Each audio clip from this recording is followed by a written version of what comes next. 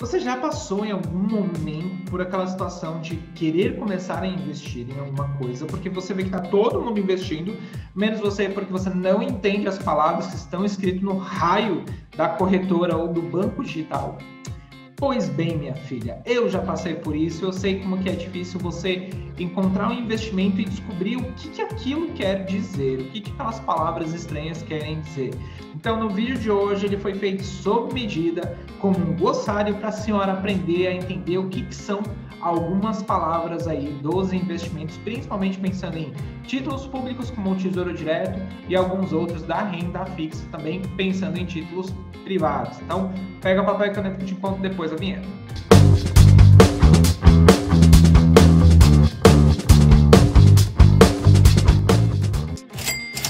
Mas antes de eu falar do tema do vídeo de hoje, já peço que você curta, comente, compartilhe este vídeo com o maior número de pessoas, que você também se inscreva neste canal e você ative o sininho para receber notificações todas as vezes que a gente lançar um conteúdo novo. A gente tem vídeos novos todas as terças e sextas-feiras ao 12h30 e que você também siga a gente lá no Instagram, nós estamos como @equilibrioficial, onde todo santo dia tem conteúdo novo sobre investimentos, educação financeira, empreendedorismo feminino, dentre várias outras coisas para te ajudar a investir e cuidar melhor tanto do seu dinheiro, mas também descobrir que dá para viver bem nesta vida sem passar perrengue e descobrindo que o dinheiro não é teu inimigo, minha filha, tá bom? Então, feito tudo isso, vamos falar aí sobre o tema do nosso vídeo de hoje. Eu não sei você, mas eu quando comecei a investir eu tinha muita dificuldade para entender algumas palavras em investimentos e isso me gerava um bloqueio na hora de investir. Não era só não ter dinheiro, mas sim não ter conhecimento do que algumas expressões e algumas palavras significavam. Então, pensando nisso, eu trouxe aqui na nossa apresentação da nossa aula de hoje, que faz parte de uma sequência de aulas, que se você ainda não assistiu, volta aí desde o começo e assista essas aulas, porque elas estão incríveis e são aulas gratuitas e você não paga nada por isso, a não ser um curtir. Você já curtiu? Curte este vídeo aqui para o YouTube entender que este é um vídeo relevante e entregar para outras pessoas também. Então, o que eu fiz hoje aqui nessa apresentação foi separar aí dentro do Banco Inter. Isso não é uma indicação de banco e não é uma indicação de investimento. Eu separei duas lâminas. O que são lâminas? São a forma como os investimentos aparecem para você lá dentro do aplicativo do banco, para você ver como que algumas palavras aparecem na hora de investir. Se você olhar aqui da esquerda para a direita, a gente tem um LCI-DI. O que é DI? A gente tem uma rentabilidade a partir de 101%. 101% do quê? A gente aqui no lado direito tem IPCA. O que é o IPCA? A gente tem uma palavra chamada rating. O que é rating? A gente tem um AAA. O que significa esse AAA? Juros, imposto de renda, amortização. Essas são só algumas das palavras que você vai encontrar aí na hora de investir, seja em títulos públicos ou em títulos privados. Quando eu falo de títulos públicos, eu estou falando aí do Tesouro Direto. Quando eu falo de títulos privados, eu estou falando aí dos títulos de banco, por exemplo, tá bom? CDBs, LCIs, LCAs e afins, que são vendidos lá dentro dos bancos. Então, a gente precisa começar a entender o que significam algumas dessas palavras para tomar decisões melhores na hora de investir. Por exemplo, a taxa, a gente saber o vencimento, carência, amortização, alguns indicadores da nossa economia, alguns indicadores de inflação, para saber escolher melhor o nosso investimento. E eu separei algumas, não todas as palavras, porque esse vídeo ia ficar muito longo, então a gente pode fazer uma segunda parte. Se vocês quiserem uma segunda parte deste conteúdo, coloque aqui embaixo nos comentários. Vai ser um prazer gravar aí falando dessas palavras, que são alguns palavrões também, né? Um monte de letrinha, uma sopa de letra infinita que você nunca entende nada. E a gente vai começar por um dos mais famosos, que é o IPCA. O IPCA, ele é o Índice de Preços ao Consumidor Amplo. Ele é medido aí pelo Banco Central e ele serve para controlar a nossa inflação. Basicamente, todas as vezes que você ouvir essa palavra IPCA, ela quer dizer inflação. Você vai encontrar ela em títulos pós-fixados e híbridos, tá? Onde, por exemplo, no Tesouro Direto vai encontrar? Nos títulos IPCA mais 2055, que são aqueles lá pós-fixados, que a gente não sabe a rentabilidade dele no momento da compra, porém a gente sabe que a gente vai ganhar da inflação. O IPCA ele serve para controlar a inflação do nosso país e ele também vai te dar a garantia de que os seus investimentos vão render acima da inflação. Então é muito interessante você saber que todas as vezes que você encontrar um investimento que está atrelado ao IPCA, aparece o nome IPCA lá dentro desse investimento, significa que aquele investimento vai render acima da inflação ou que vai te proteger da inflação. Só para a gente recapitular o que é inflação, é a desvalorização do seu dinheiro. O que R$100 comprava lá em 1994, hoje não compra mais em 2021 e não vai comprar lá em 2030. Então, é a desvalorização do seu dinheiro aí na questão de tempo. Então, se você não investe, se você mantém seu dinheiro somente na poupança, o seu dinheiro ele vai se desvalorizar com o passar do tempo. Se você investe, quando você investe em algo atrelado ao IPCA, ele vai corrigir a inflação e o seu dinheiro não vai se desvalorizar com o passar aí do tempo. A segunda taxa, muito conhecida principalmente em títulos bancários, em títulos que a gente encontra nos bancos, é o CDI, ou Certificado de Depósito Interbancário. Geralmente a gente vai encontrar em CDBs pós-fixados, porque ele vai te pagar a taxa CDI. A taxa CDI ela é muito parecida com a taxa Selic. A taxa Selic é a taxa básica da economia e o CDI acompanha ela de perto.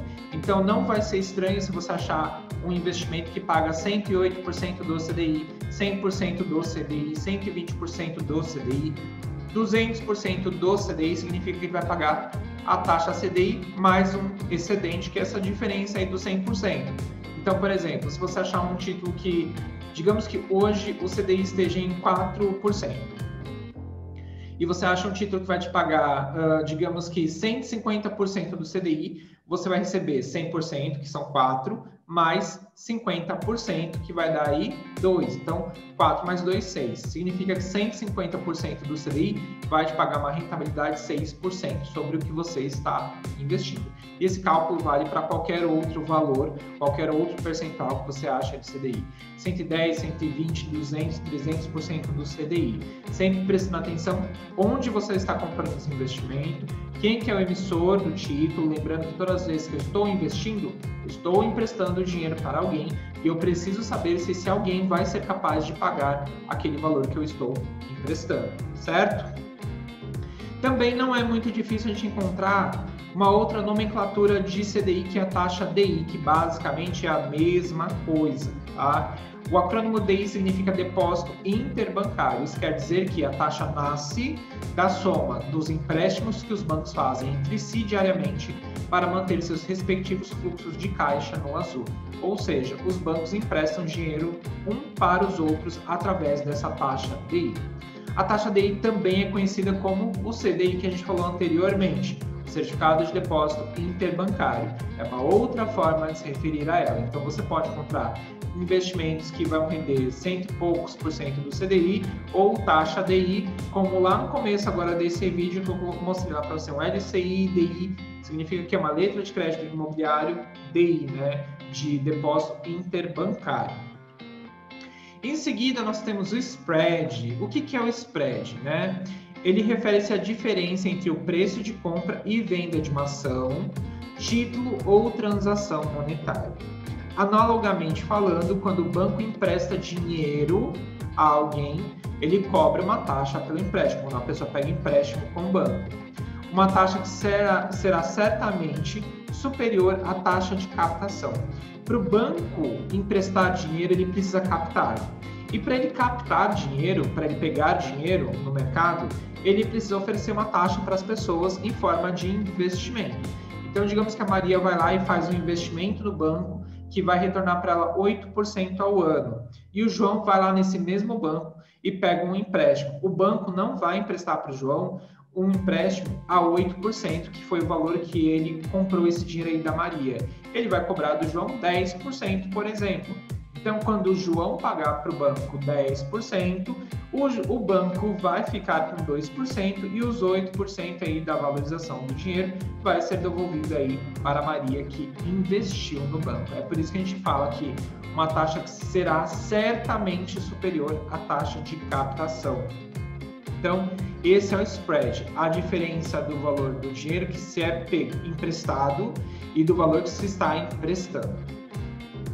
E aí a gente tem o rating. O rating é uma nota que é dado avaliando as empresas que emitem investimentos para saber o quão seguro o investidor vai estar perante o empréstimo que está fazendo para empresas. Isso acontece muito com debêntures, que é um investimento em renda fixa, onde você compra dívidas de empresas. Então, significa que quanto mais próximo da letra A, o emissor do título, quem está vendendo o investimento, estiver, menor será o seu risco.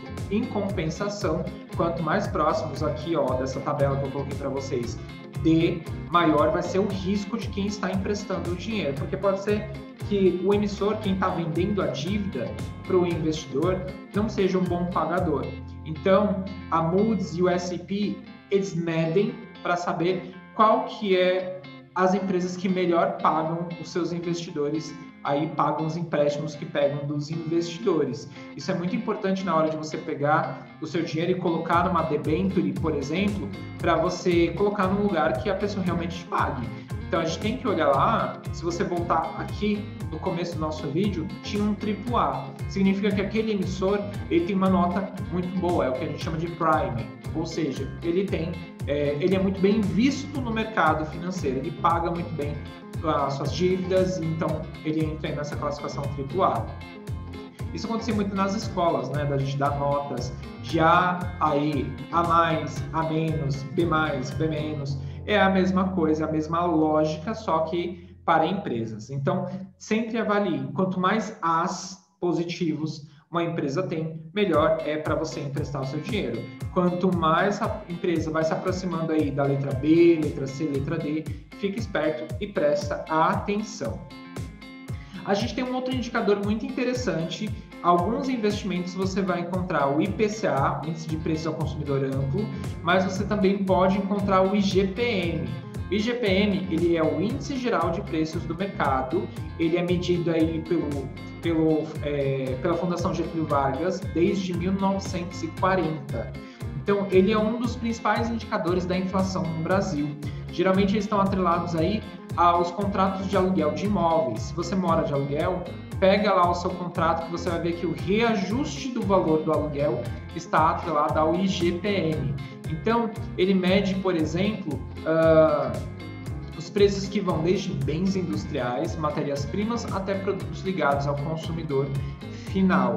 Ele é considerado, como eu disse, um dos principais indicadores da inflação no país.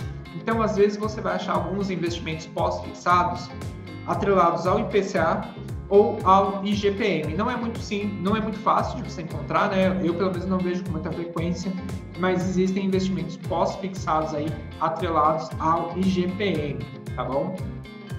E isso faz muita diferença também no aluguel dos imóveis. E falando em imóveis, a gente tem a amortização. O que é a amortização? Nada mais é do que a redução do total da sua dívida, ou seja, ao pagar cada parcela, você está amortizando o seu saldo devedor e em toda dívida há cobrança de juros e por isso as parcelas são cobradas com valores maiores que o da amortização. Então, eu até coloquei aqui uma imagem bem interessante para a gente avaliar. Digamos que você compra um valor de imóvel de 600 mil, o valor do financiamento são 420 mil e será pago em 360 meses. Como que vai ser a composição da primeira parcela que você vai pagar? Os juros serão de R$ 2.946,12, o seguro MIP ou de morte e invalidez permanente será de R$ 74,76, o seguro DFI, danos físicos do imóvel, R$ 46,80, taxa de administração, R$ 25 e a amortização, R$ 1.116,66. Ao final, você vai ver que você vai pagar uma parcela no total de R$ 4.259,34.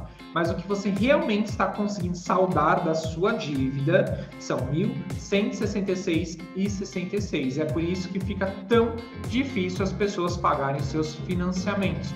Porque dentro dessas parcelas, eu só estou cobrindo um valor muito pequeno que é a amortização.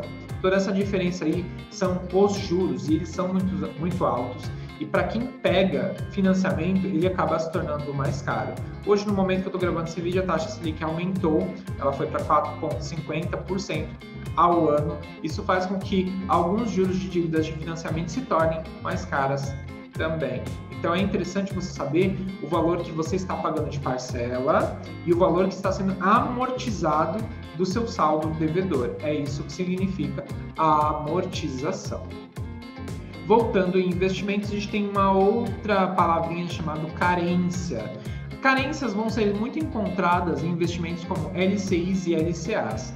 LCI é letra de crédito imobiliário e LCA é letra de crédito do agronegócio.